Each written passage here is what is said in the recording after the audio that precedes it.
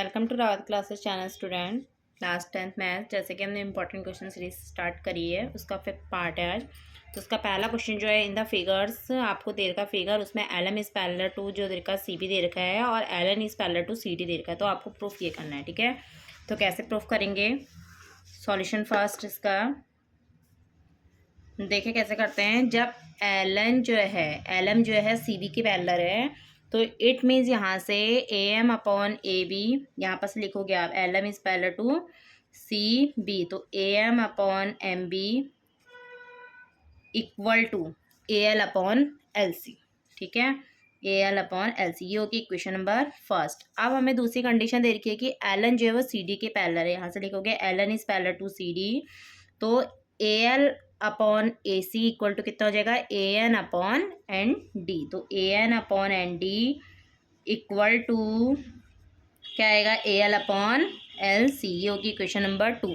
दोनों में ये चीज़ इक्वल है तो ये भी क्या हो जाएगा, इक्वल हो जाएगा। From equation first and second, A M upon M B equal to A N upon N D. अब हमें प्रूफ क्या करना है, हमें प्रूफ करना है कि A M upon A B, A M तो है बट ए बी नहीं है। तो हम क्या करेंगे, दोनों को पहले रेसिप्रोकल कर दीजिए। रेसिप्रोकल करने पे M B upon A M आएगा और यहाँ पर N D upon A N, दोनों में 1 ऐड करिए, 1 + 1, तो यहाँ पर कितना आ जाएगा, A M plus M B upon A M, यहाँ पर कितना आएगा, A N plus N D upon A N. A M में जब हम एम बी जोड़ते हैं तो हमें क्या मिलेगा, ए बी। ऐसी ए एन में जब हम एन डी जोड़ेंगे तो हमें मिलेगा ए डी, ठीक है। तो यहाँ पर से क्या मिलेगा, A B upon A M और यहाँ पर A D upon A N. हमें यहाँ पर रेसिप्रोकल करना है ना, तो दोनों को रेसिप्रोकल करके जब हम इसको रेसिप्रोकल कर देंगे तो कितना आ जाएगा, A M upon A B equal to A N upon A D. ये हो गया हमारा क्वेश्चन नंबर फर्स्ट प्रूफ्ड, ठीक है। इस तरह से होते हैं। सेकंड क्वेश्चन हमें दे रखा है, find the coordinate of a point A where A B is the diameter of the circle who centre is 2, -3 and B is 1, 4। आपको एक सर्कल दिया है जिसमें ए बी जो है डायमीटर है, ए के कोऑर्डिनेट आपको फाइंड करने हैं, बी के कोऑर्डिनेट और सेंटर के कोऑर्डिनेट आपको दिए हुए हैं। तो कैसे करेंगे इस क्वेश्चन को, सबसे पहले आप एक सर्कल बनाओ, उसमें यहाँ पर ए बी, सेंटर आपको दे रखा है 2, -3। ए आपको निकालना है, ए के कोऑर्डिनेट हम मान लेते हैं x, y और b के कोऑर्डिनेट 1, 4। क्या करेंगे, इस मिड पॉइंट वाला फॉर्मूला लगाते हैं। यहाँ पर मिड पॉइंट का फॉर्मूला लगाएंगे तो वहाँ पर से मिड पॉइंट के फॉर्मूले से 2, -3 is equal to x + 1 upon 2, y + 4 upon 2। तो x + 1/2 जो होगा वो 2 के इक्वल हो जाएगा, y + 4 अपॉन 2 किसके इक्वल हो जाएगा, -3 के। 2 2 जा 4, तो ये प्लस का 1 उधर जाके माइनस का 1, तो x बराबर कितना आ गया, 3। ऐसे यहाँ पर y + 4 इक्वल टू 2 3 जा 6, माइनस का 6 और ये प्लस का 4 उधर जाके क्या हो जाएगा, -4। तो x, y के जो कोऑर्डिनेट आ गए वो आ गए आपके 3, -10, ठीक है। 3, -10, ये आया आपका ए के कोऑर्डिनेट, ठीक है। थर्ड क्वेश्चन आपका ट्रिग्नोमेट्री से लिया है मैंने। 15 cot A इक्वल टू 8 दे रखा है आपको, क्या दे रखा है, 15 cot A इक्वल टू 8।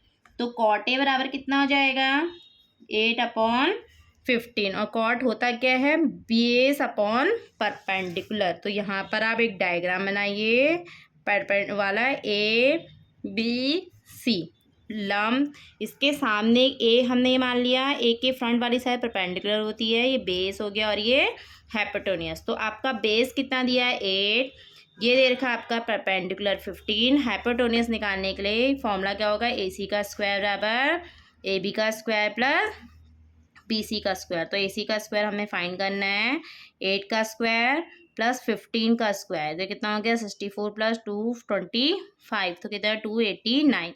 हम जब ए सी निकालेंगे तो √89 का होता है 17। इट मीन्स यहाँ पर ये वैल्यू आ गई है आपकी 17।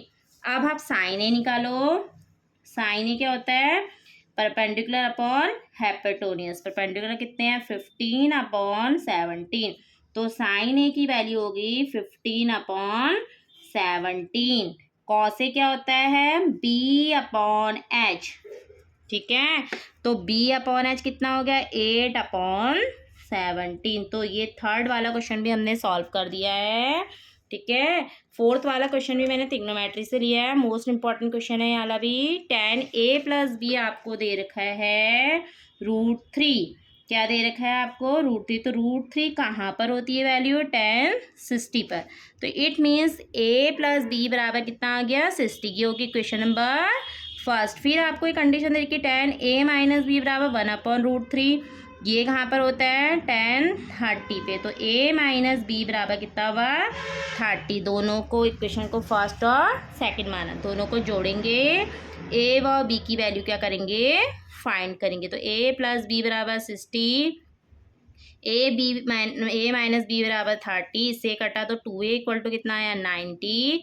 तो A = 45। इसकी वैल्यू रख दो। Put the value of A in equation first. तो 45 + B = 60।